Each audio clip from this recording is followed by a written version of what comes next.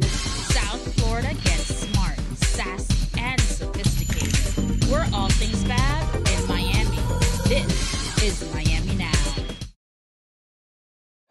But you know, and then even if you say you're committed, sometimes it doesn't really mean anything. As well as just waiting, it's almost like if you go and you apply for a job. Are you going to be an intern or are you going to be somebody who is paid with benefits?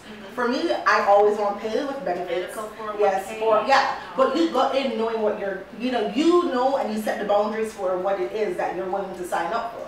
So if you want to be an intern and be in a situation where you're working for free, so be it, but that's your choice. I mean, but most guys want to have those friends with benefits. And I believe that is entirely his choice. But I mean, as a woman, you could determine, okay, do I want to have a friends with benefit situation, which many women do. But you also can't be having a friends with benefit situation if in reality you want a committed relationship, because you're setting yourself up for failure. Yeah, you just have to you have to be honest with yourself. You definitely have to. Because there are times when you just want to kick it, and you're like, okay, well, I just want to have a booty call, I just want to have fun. But there's another situation where you know you want to get married, and you're pretending like, oh yeah, I don't mind sleeping with him or whatever, in the hopes that one day he'll just feel sorry for me and he'll promote me to a wife.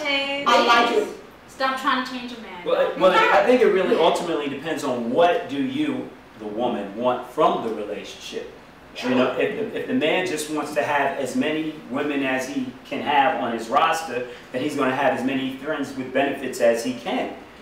If that's what he's able to do, depending on what you both want out of the relationship. I'll use myself for example.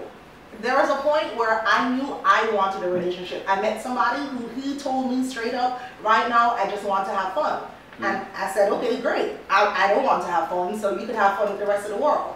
When he was done having fun and he wanted to settle down, he reached out to me again like, hey, what's going on? Are you single or are you dating? I'm single, and then we dated. But that's what I'm saying. You have to know what you want, and you have to be able to negotiate your position. And if it's not something you want, you have to be willing to walk away. But a lot of times women think that we could convince men to change their minds. You can't convince a man to change your mind. Just like me, if I'm in the fun, kicking it stage, you can't convince me that I'm going to get married. You're just not going to do it. You touched on a topic about dating an ex. Yeah.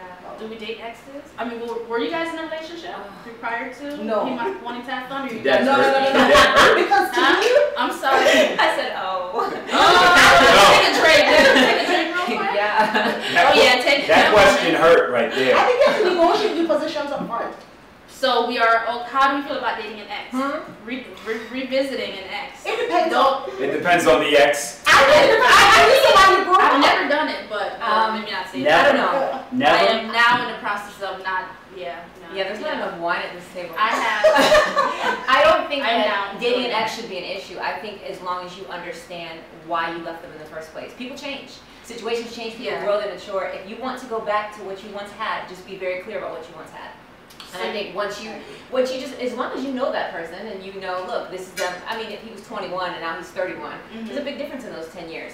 You might really evaluate what you had. I'm not saying never, but do not go right back to the ex 2 weeks after you broke up with them, because obviously nothing has changed. It's sort of like, is it 3 months?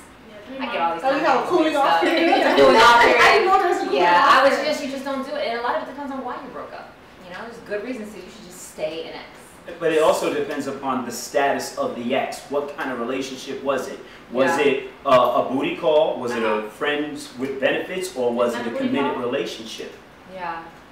You can consider, that could be some. Yeah, that could be considered an ex. But I think to a certain extent, you just have to evaluate. Why are you going back to a person you used to deal with? A friend, a boyfriend, a booty call, whatever you want to call it. Why are you going back to something you once had? Is it worth it to you? Even if it's a friendship, just be very aware of what you're getting yourself back into. So we're not thinking the leopard spots ever change, they stay the same? I think there's some instances where people get older, you get wiser, you learn, you become more mature. But for the most part, they're always like, oh, what you see is what you get. And so if it's something like, if it's a character issue, the chances are maybe that is the same person. If it's a time and place issue, it may be different. Oh, he moved to New York and you're in Miami, now after 2 years he's back. That's kind of a different situation. But as she said, it's also, based on why you broke up. All of that good instinct. So talking about long distance.